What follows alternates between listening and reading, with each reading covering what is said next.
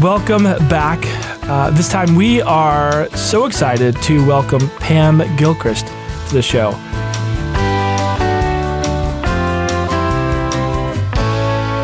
I interviewed your son on the last episode, and it was a delight. So, sorry, Josh, but this is even more of a delight to interview your mother. Sorry about that, bro.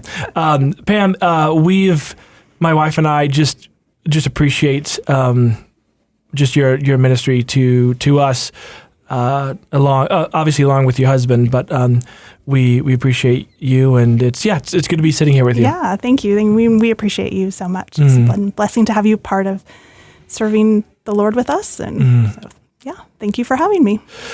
So let's kick it off. Tell us about your hometown, your growing up. I was born right here in Spokane and raised here. I have lived in the area for all of my life, except for 4 years where I lived in Arizona in my late 20s and early 30s. But this is my hometown. I grew up on the South Hill. South Hill? Yeah.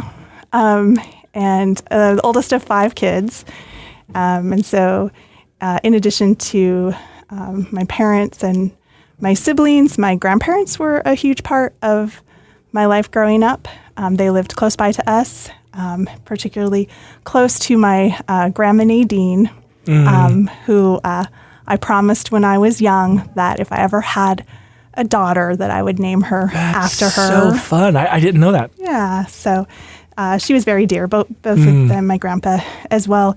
Probably one of the most significant memories of my childhood was my grandparents had a place on Coeur d'Alene Lake in Rockford Bay, which has, if you've ever been there, lots of like gorgeous homes. Oh, beautiful. They had a very simple, it was actually a trailer that my grandpa had kind of done a few additions to. And so, just lots of summers being out at the lake. So it's probably one of my core memories of childhood is that. So. That's sweet. Okay, so then your high school and higher education, what that look like? Yeah.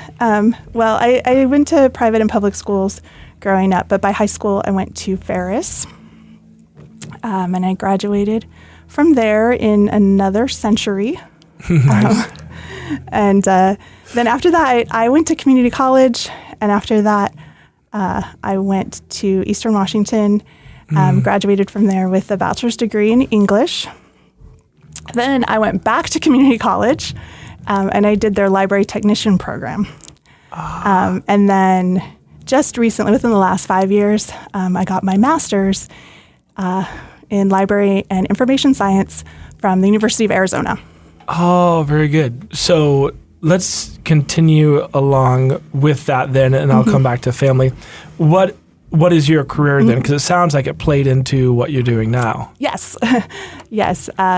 So, I'm a librarian, evident by my glasses and chain. And your cool chain, yeah. So, I have worked in libraries since my mid-20s.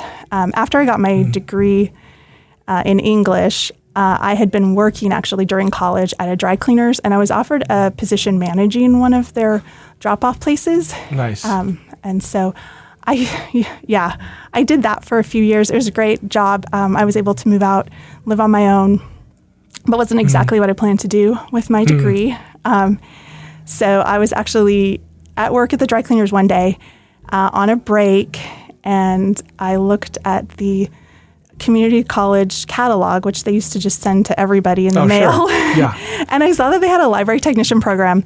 And I remember that moment. I thought to myself, that's what I want to do with my life. I want to work in a library. And so I got into that program within a couple months. It was probably like November when I saw that program, and started in January of that year.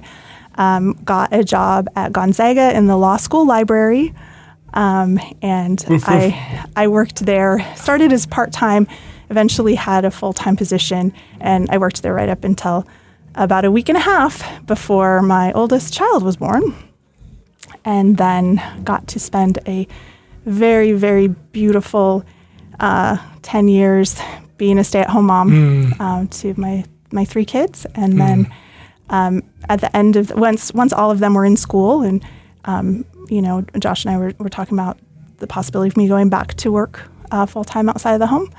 I wasn't sure if I would be able to get back into the library career, and thought, did I give that up to stay home? And if I did, I'm okay with that. I'm ready. I'm okay to start over, whatever God has out there for me. And I didn't have to start over. I was able to get a job at Whitworth in their library, and loved that. Worked there for 7 years. While I was there, that was when I did grad school through Arizona. Got my master's degree in library science, which opened the door for me to get a librarian position.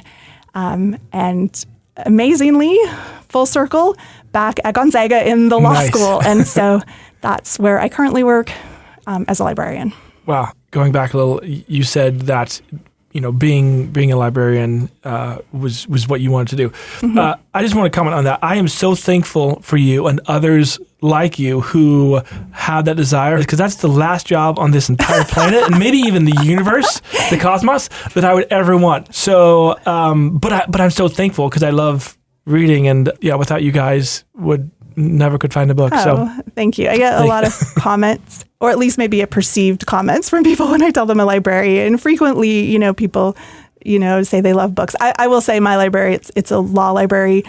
It's not anything you want to take home and curl up next to fire reading. I also sometimes feel like people look at me and be like, that's still a job.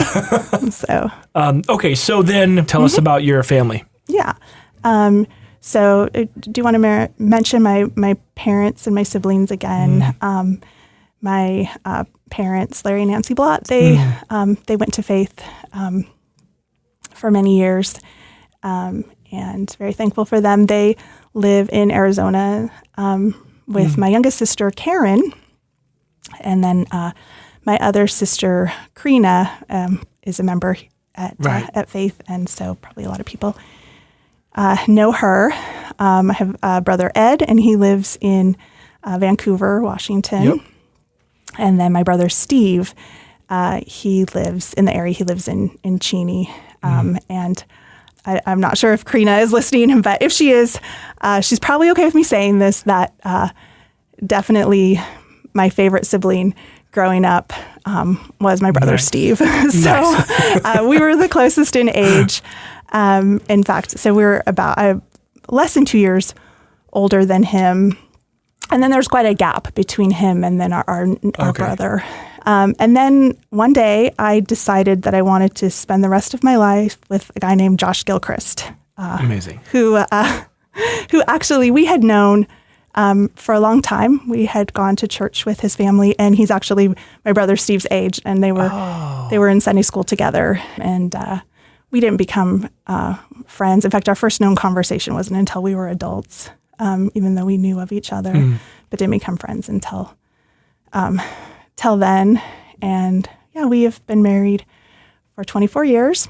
Oh, wow. And we have 3 kids, and I believe their ages are 7, 9, and 10. Yes. I think forever. That's what it is. Yes. Though actually Josh Jr. is 20, Nadine is 19, and Isaiah is 17. Just to comment on that, we really enjoy your kids. So thank you for just your testimony of your marriage. Your faithful parenting has showed itself because your kids are a joy to be around. So thank you on behalf of the church. Well, thank you, and many thanks to the church as well. And with God's grace, for sure. That's sweet. Okay, then. So, how did you come to know Jesus? What's your testimony there? Yeah. So, I grew up attending church, and I usually phrase it that way because of a conversation I had with my mom, probably several years after I had become a Christian.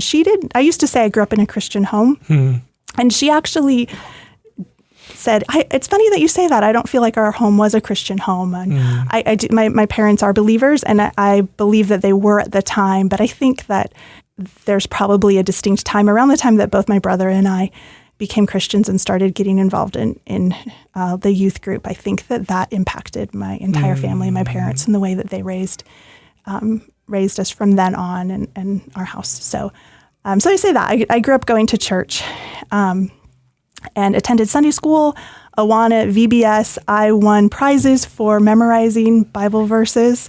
And I don't think that there was ever a time where I would say that I didn't believe in God. And I think I had relatively clear understanding of the gospel, Jesus' death and resurrection, and that he died in our place for our sins, and that he is the only way. I think I had a pretty good understanding of that. So yeah, just incredibly thankful for that foundation and the churches that I attended growing up, and my parents too giving me that. So I was fairly shy growing up, fairly socially awkward, maybe still. But I think that really started to impact me around the time I was 12 or 13, which is an awkward age no matter what. Sure. Generally, when I started junior high, I was lonely, I think, because I was like so shy. And the way that I dealt with that was to just kind of lock myself in my room, or there's actually a room at my grandparents' house too that I would stay in. I spent the night at my grandparents' house quite a bit. I'd listen to music. I might watch TV. As I was reflecting on this recently, I realized I did a lot of writing, and I feel terrible saying this because I know so many wonderful writers at FBC who use that talent and that passion to glorify God. But for me, I think that they had become more of an escape and kind of, and even probably writing was sort of an outlet, at least for my loneliness and just kind of darkness and sadness in general, kind of let that sort of consume me. It was a real blessing. A few weeks ago, one of our Doxa students was baptized, and he shared the verse in 1 Corinthians 10:31, whether you eat or drink, do all for the glory of God. And he shared his conviction of realizing that the things that he was doing, he wasn't doing them for the glory of God. And so I think that that's a really good way to describe that. But more and more, I was getting less interested in going to church. It was sort of a vicious circle. I was lonely, so I withdrew, which made me more lonely, which made me want to withdraw more. So I needed God, but I was trying to fill the emptiness in my life somewhere else. So I really, again, didn't want to go to church very much at that point, because one, I was scared of people. I mean, I was getting probably almost paralyzing, shyness, probably would say. I think also, though, having had that foundation of God's word, I knew that I was rejecting God because I didn't want to be convicted by Scripture and then have to be obedient to him, because I was afraid of what he might call me to do. Though I was unhappy, I was scared to leave my little room and my little world. I had a real understanding that I would have to obey God and I'd have to give my life to him and I had to follow him. And I didn't want to do that. I didn't want to turn from my sins. I wanted to live selfishly. I kind of was going to church maybe a little bit, not to anything, no youth group or anything. I went to the main church service. And I know at least one time, I think more than once, I hid in the bathroom for the entire service. Oh my. It's so terrible. But my mom, she didn't approve of this. And she told me that not only was I expected to go to church, she actually expected me to go to the youth group. The youth group met on Sunday mornings. And she told me that I needed to start going to that or we would change churches, which, as much as I didn't like going to church, or the idea of going to youth group, the idea of even going somewhere else was even more scary. I mean, that's completely unfamiliar place. And so actually I texted my mom about this last week, I think even. I really appreciate her having that expectation for me that to go to church and to go to the place that was there for me at church, to go to the youth ministry. And, you and I are parents. We know that we can't save our kids. We know that we can't, that forcing them to go to church, asking them nicely to go to church, giving them an ultimatum, there's no guarantee in that. We can't do that. But I'm thankful that my mom valued that for me and for my life and my story. That had such a significant impact. Wow. So just very thankful for that. So I started going on Sunday mornings, and there were a few people that I knew there. Perhaps my future husband was there, but I don't ever remember seeing him. So did never talk to him. I was still really shy too. And then I found out that there was a new leader in the youth ministry and that she was going to actually be my leader. Nice. Her name was Tierra Piper. And I imagine that there are some people at FBC who still remember her. I had absolutely no interest in getting to know anybody else, especially her. I was comfortable talking to 2 or 3 people. She walked over to me one Sunday morning and she introduced herself. And I was like deliberately cold to her. Like I'm sure I looked at her like, I have absolutely no interest in getting to know you. Leave me alone. And that was probably one of the coldest things I've ever done to somebody, especially that I never met. But by God's grace, that did not deter her from me. Wow. And she called me. And the youth group also had a Wednesday night thing. She invited me to go to that Wednesday night youth group. And she told me that she would pick me up to take me. Every ounce of me was like, absolutely no. I have absolutely no interest doing that. My brain is screaming that at me. And somehow the words okay escaped my mouth. And I agreed to go. So she picked me up and she was new to the area. And she took a wrong turn, went the wrong direction, got on the wrong way for the freeway. So we were supposed to be going toward downtown. We started going, out to the valley. So completely wrong. And I'm from Spokane. I knew that was the wrong way to get there, but I didn't say anything. And nice. And finally she realized it and she started laughing at herself and she started making a joke about it. And she's like, I just wanted to show you more rural, so, God's creation. And I started laughing with her. And I know that that's a really simple story, but it's so dear to me because it was just kind of a step in my journey toward coming to know the Lord. And it was me beginning to feel comfortable with her, which, there were very few people that I did feel comfortable around. So she just continued showing me love. And more than that, she spoke God's truth to me. And she didn't mince words. She particularly, told me, specifically told me that I was not worshiping God, I was worshiping myself, and that I had idols, and that I needed to give those up to follow the Lord. And just hearing that was very significant. And so one day during the summer after my freshman year of high school, I broke down crying because I knew I was so unhappy and literally crying, but also in my heart, I cried out to God and I told him I wanted to give up my idols, give up worshiping myself, and I wanted to follow him.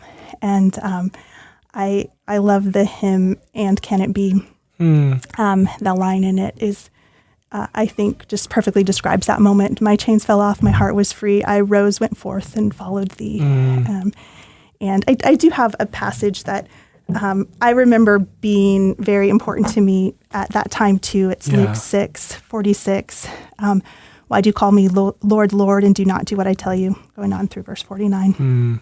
Everyone who comes to me and hears my words and does them, I will show you what he is like. He is like a man building a house who dug deep and laid the foundation of the rock. And when the flood arose, a stream broke against that house and could not shake it because it had been well built. But the one who hears and does not do them is like a man who built a house on the ground without a foundation. When the stream broke against it, immediately it fell.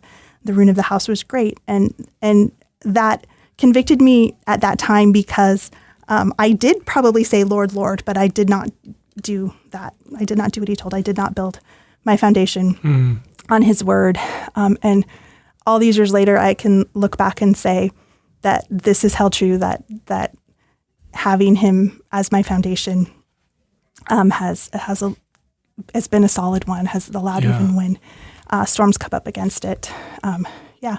By his grace, that has stood. And so, I want to say that, like, I think for a lot of people who have grown up in the church, it's sometimes hard to know when they actually became saved. And even after this happened, I wasn't exactly sure when I would share when I became a Christian, because I especially too, like, I think in this moment, I didn't pray a sinner's prayer. I didn't consciously, like, play out the gospel in my head. And of course, I had grown up, with the idea of asking Jesus into your heart. I know, I'm sure that I had done that probably more than once. And we know, though, that that's nothing that we do. In fact, one of our global partners this morning shared the verse, Ephesians 2:8-9, by grace you've been saved through faith, not of yourselves. It's the gift of God.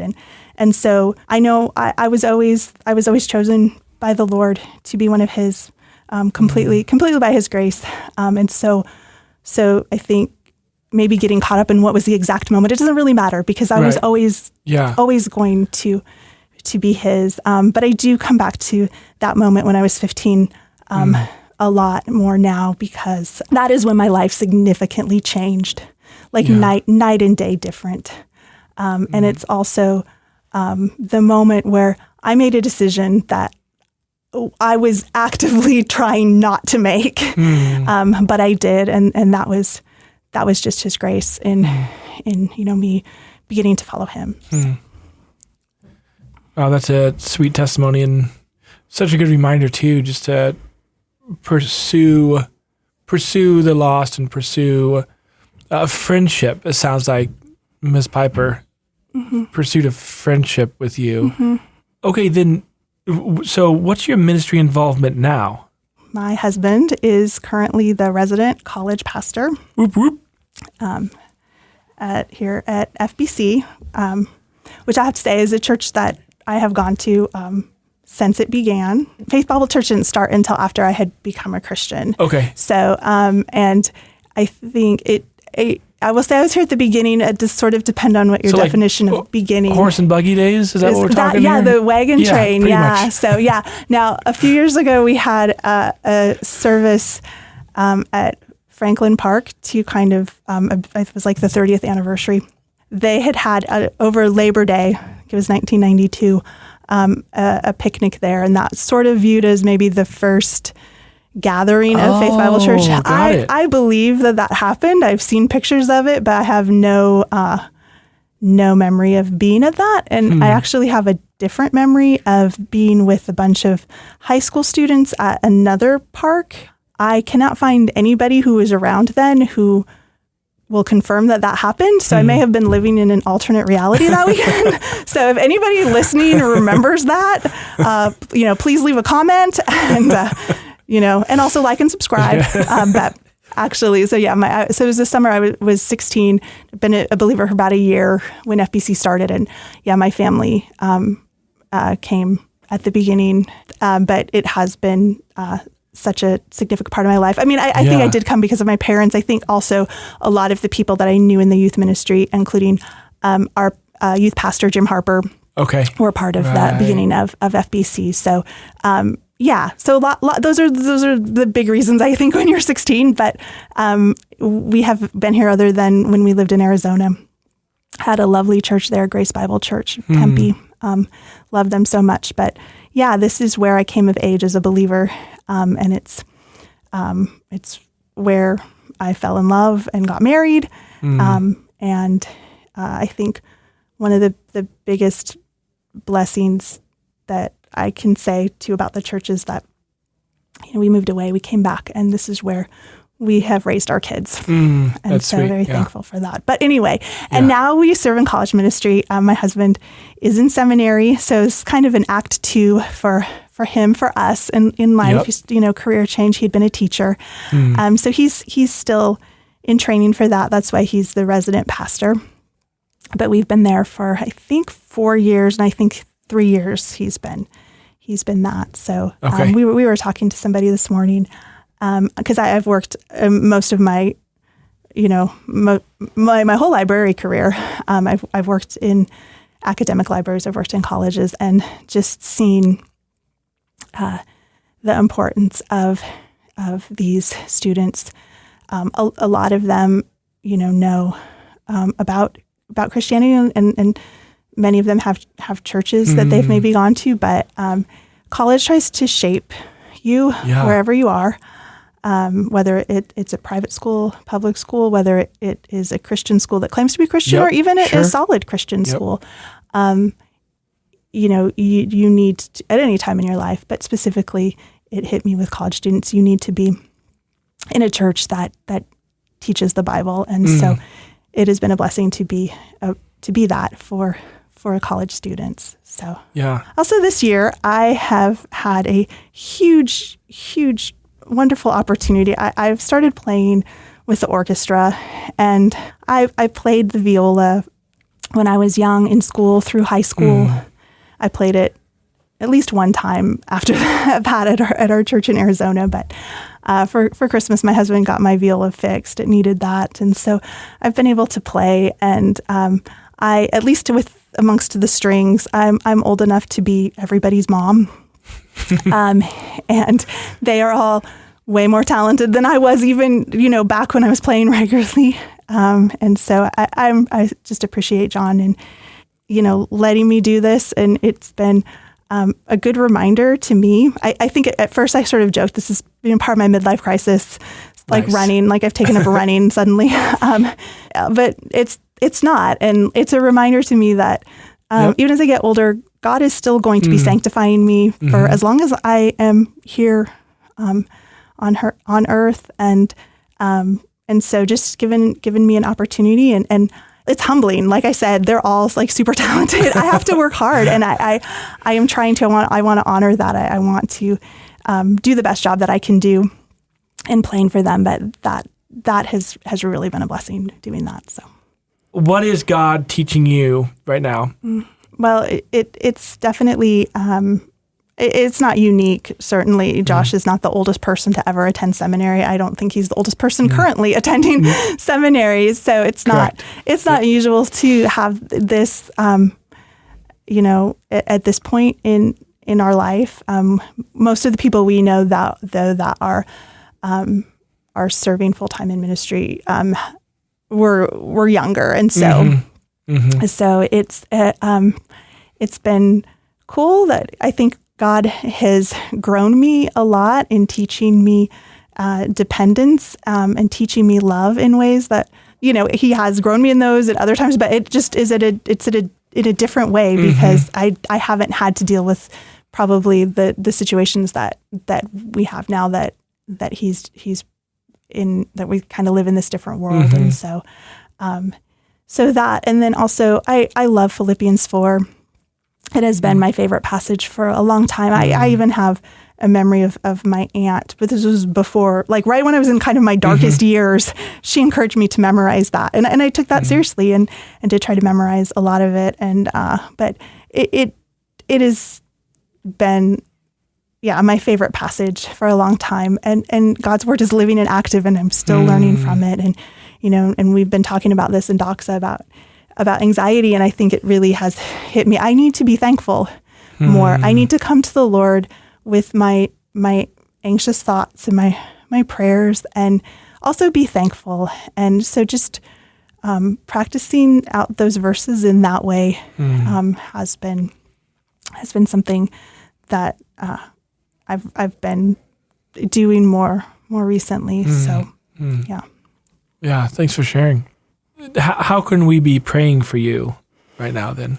Well, obviously we have a lot of uncertainty in our future, which all of us do. So we just have known uncertainty with Josh finishing seminary. He'll finish next year. Also that same spring, our oldest son is graduating from college, and our youngest son is graduating from high school. And then our daughter's getting close to finishing college around that time too. So just lots of next steps for our whole family. And already we're certainly in that transition. We're less than a year now away from having 3 adult children. And so just continuing to shepherd them, and also to trust God's plans for their lives, trust God's plans for our lives, and what the next steps for Josh are going to be ministry-wise. And for our whole family, that we would honor him wherever we go. Yeah. Okay. We will be praying for that. A lot of exciting changes, but with change comes uncertainty. So we'll definitely be praying for you guys. Now, the Seth round, or some call it the speed round. Are you ready for this? I think so. Okay.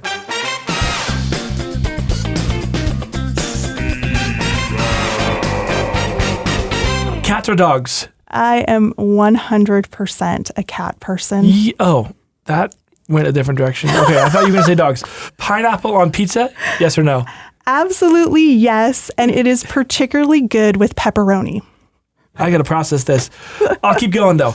Do you have pets? A beautiful cat. Her name is Sly.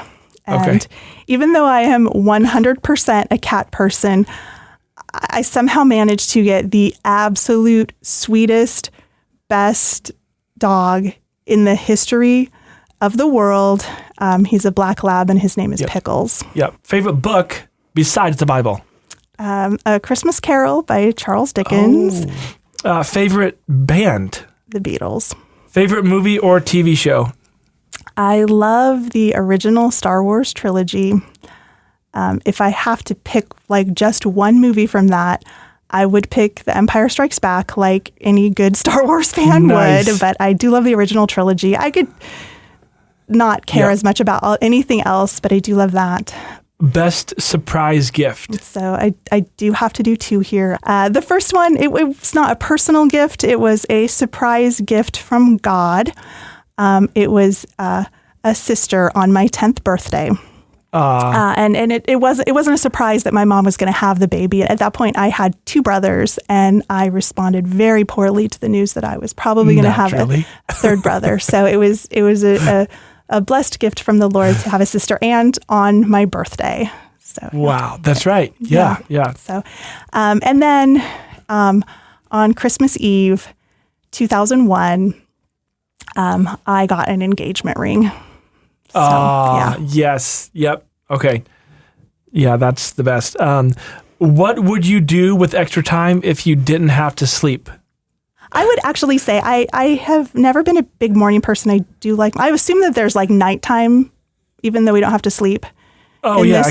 Yeah. Yeah, okay. Sure. Yeah. I would like to regularly, watch the sunrise and just kind of have a nicer, a longer morning before I have to leave. Just be able to enjoy the morning a little bit more. Slow into the day. Yeah. Okay. All right. Favorite place to eat out in Spokane? De Leon's Mexican restaurant. Oh, so, nice. Okay. You've given us a new idea. I don't think I've tried that. Yeah, so. You should. Okay. I there's a lot. I would not say that's my absolute favorite, but it's just one of the top ones that I can think of. So awesome. Well, Pam, thank you so much for your time. It's been a joy to chat through this with you. And It's been we will pray for you. So thank you so much. Yeah.